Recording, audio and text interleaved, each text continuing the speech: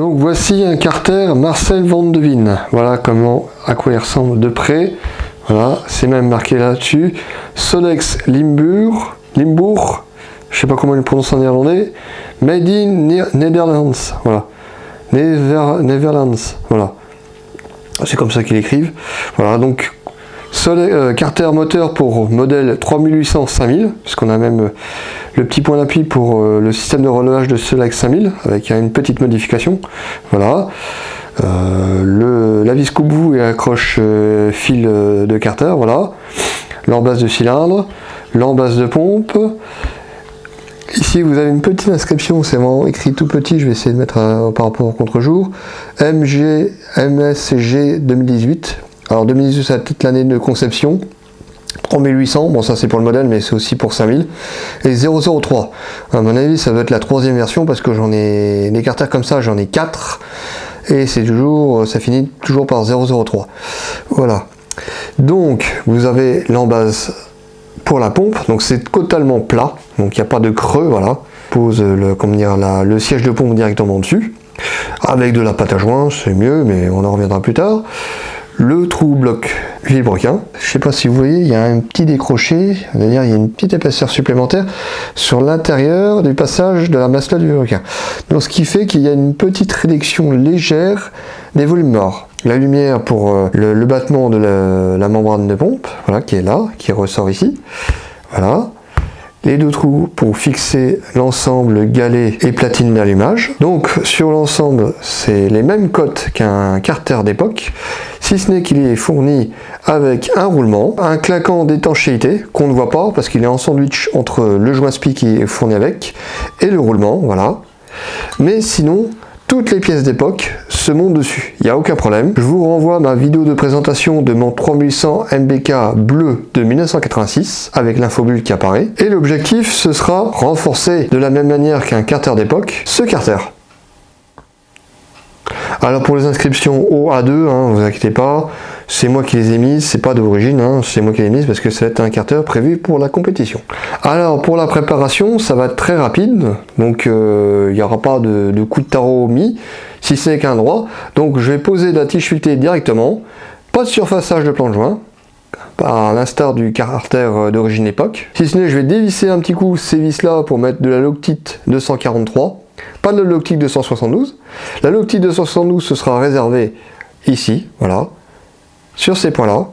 Pareil, je vais mettre aussi la Loctite 272 pour faire tenir les tiges filetées de pompe. Je vais toutefois mettre des écrous et contre-écrous ici, à ce niveau là, sur le bas de l'embase de la fixation de la pompe. Je vais rien faire sur ces deux trous là, je vais poser la tige filetée directement.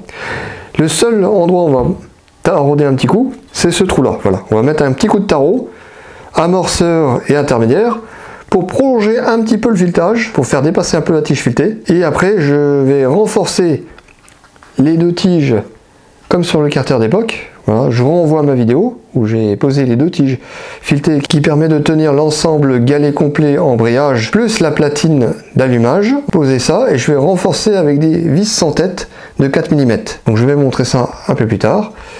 Et là, à la suite de cette vidéo, je vais vous montrer mon fameux tableau Excel avec les cotes, cette fois-ci les cotes, des tiges filetées à découper à la bonne longueur pour la pose sur ce carter moteur. Et je vais vous montrer ça de suite.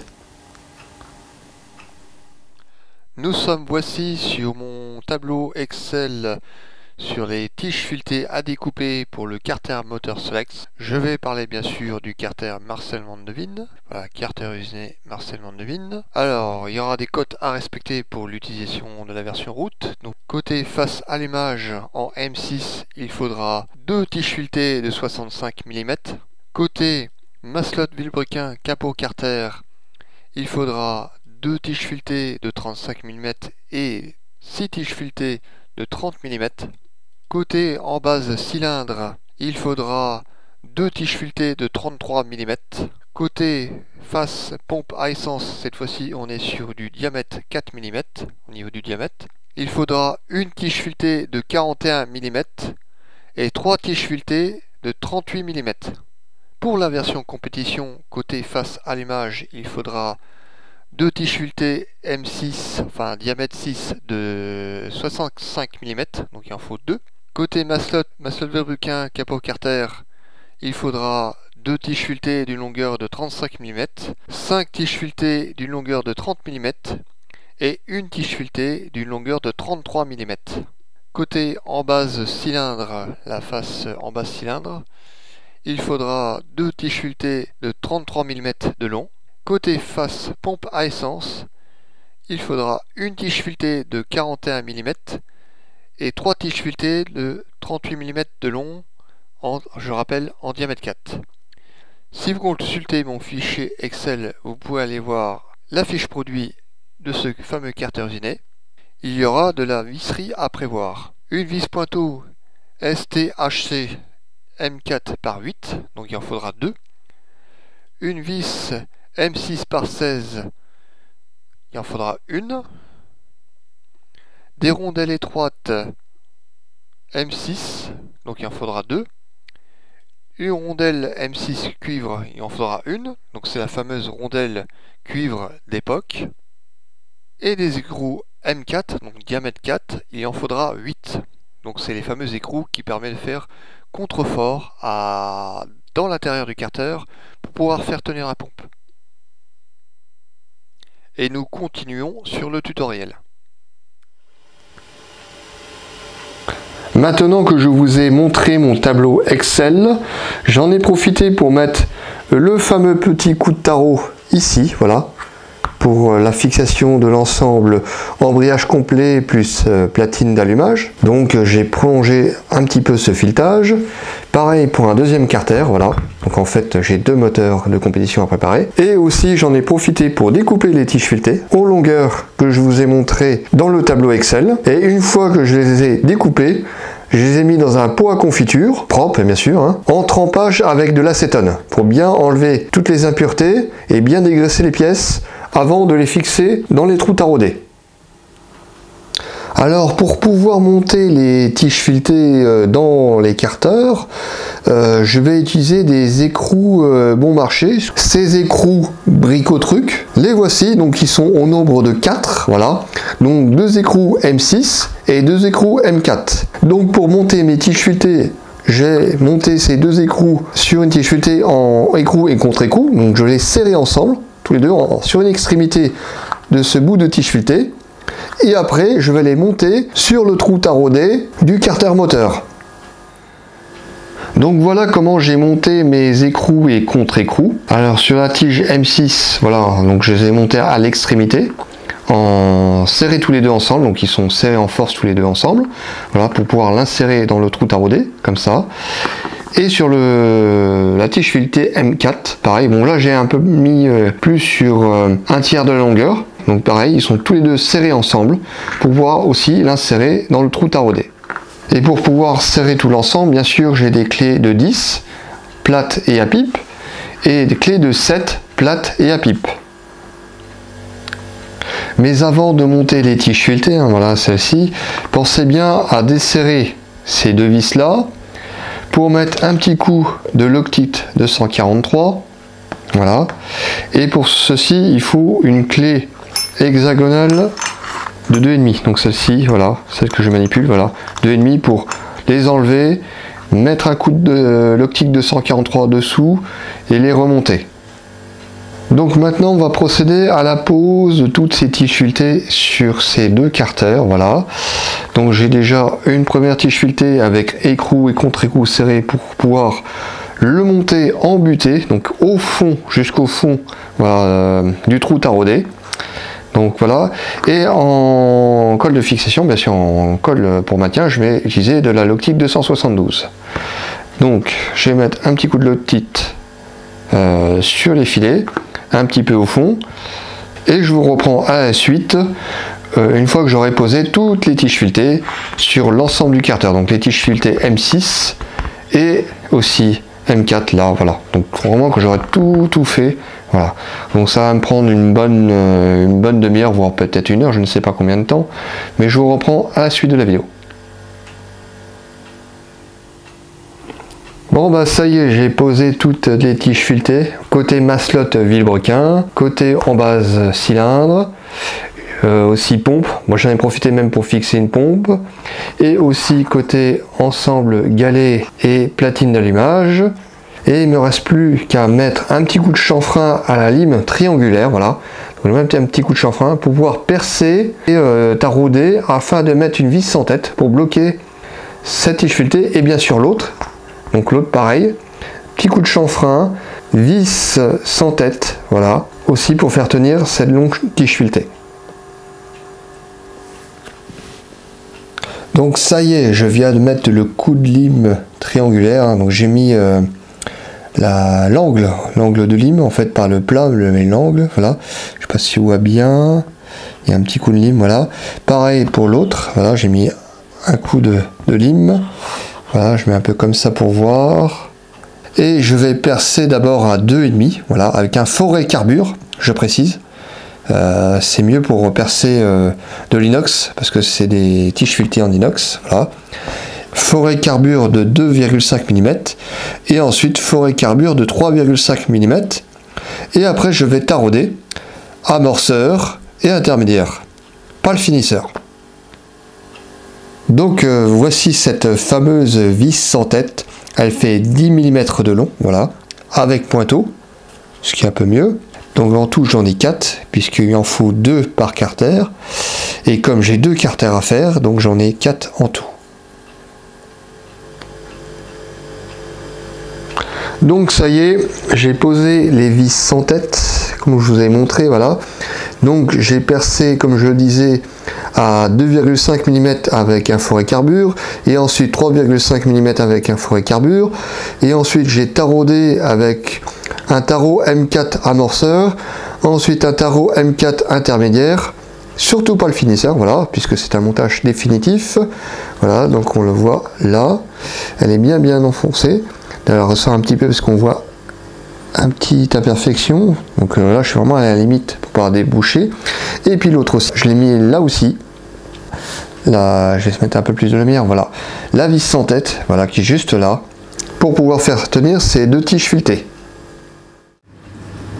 Maintenant on va procéder à la dernière étape, c'est de boucher le trou taraudé qui permet de bloquer le vilebrequin avec l'ensemble du carter, voilà, donc c'est le trou taraudé. Je vais le boucher avec une vis M6 par 16, comme le carter d'origine d'époque, voilà. Sauf que là, on va utiliser des rondelles M6 étroites, pas des moyennes, parce que sur le carter d'origine d'époque, c'était des rondelles moyennes. Là, on va aller sur des rondelles étroites. Et comme le carter d'origine d'époque, voilà, une rondelle cuivre d'époque que j'ai fait cuire recto verso. Bon, je n'ai pas fait cuire une seule, hein, j'en ai fait cuire un ensemble, mais que je vais mettre. Donc il y aura d'abord bien sûr la vis, je mets côté bombé vers le bas, voilà, de la rondelle, côté bombé vers le haut de la deuxième rondelle, plus la rondelle cuivre, voilà, que je vais mettre là-dessus, voilà, comme ça, avec de la pâte à joint. Et je vais vous montrer ça. Alors voici la pâte à joint que j'utilise, c'est de la CAF rouge haute performance. Voilà, CAF, voilà. Donc c'est ce tube là que j'ai utilisé pour pouvoir boucher le trou du bloc vilebrequin. Ça y est, j'ai posé la vis avec la pâte à joint. Donc il y a un petit peu d'excédent qui déborde, mais c'est pas grave. Là c'est un peu dégouliné, mais je vais essuyer après séchage, après une nuit. Il y a aussi un petit excédent qui a un peu coulé là. Donc j'attendrai le lendemain pour enlever l'excédent qui a dégouliné. Bon ben voilà les passionnés, mon carter Marcel Van de Veen préparé à ma sauce, c'est-à-dire à ma façon, est terminé. Donc il est là, voilà, je vais vous montrer de plus près. Donc voilà, effectivement j'ai fini la vis, voilà, je vous montre, voilà, de façon, vous voyez la vis, mais pas que seulement, j'ai mis aussi de la pâte à joint ici, voilà, au niveau du renfort là, pour éviter un peu de se tailler, enfin que ça soit un peu saillant, voilà, et boucher un petit peu les impuretés, voilà, s'il y aurait des impuretés qui pourraient se loger, j'ai fait ça aussi. Il n'est plus qu'à être monté avec des tôles support moteur, voilà, et à être monté, voilà, avec tout l'ensemble, vilebrequin, cylindre, piston, plateau d'allumage, ensemble galet embrayage, voilà, tout l'ensemble, voilà. Donc en termes de consolidation, voilà, donc c'est terminé. Voilà, donc il n'y a plus qu'à monter les pièces d'origine d'époque dessus. Hein, je rappelle que tout est compatible hein, sur les pièces d'origine d'époque. Soit monter sur un moteur d'origine d'époque, ce qui est tout à fait faisable. Si des fois vous avez un carter de PT et que vous voulez conserver le numéro de série, vous pouvez à la Dremel remettre le numéro de série de votre carter d'origine époque qui est fendu ou HS. Voilà, vous pourrez faire ça. Comme mon 3800 MBK comme je l'ai fait. Ou en faire usage pour la compétition, ce qui est aussi faisable et ce qui est fortement conseillé. Là, il est vraiment, c'est un gros monobloc d'aluminium. Voilà, le même type d'aluminium qu'on utilise en aéronautique, voilà, c'est le même type d'aluminium. Donc vraiment, si vous voulez faire de la compétition, voilà, je vous recommande vraiment ce carter moteur à partir de la catégorie origine améliorée. Alors en origine, il faut conserver le carter d'origine époque, voilà. Mais en origine améliorée, on a droit à ce carter. Voilà, il est temps désormais de conclure cette vidéo. Donc c'est la deuxième partie après le carter d'origine d'époque. Il y aura une troisième partie avec le renfort du capot carter latéral, donc le capot qui se met juste à côté pour fermer l'ensemble bas moteur. Voilà, donc il y aura aussi une partie pour renforcer cette pièce là. Voilà. Donc restez attentifs pour découvrir ma méthodologie. Et c'est sur cette fin de vidéo que je vais conclure. Je vous remercie de votre attention et je vous dis à très bientôt pour de nouvelles vidéos.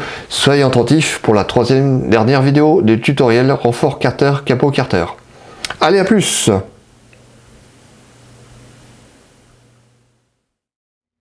Merci de votre attention.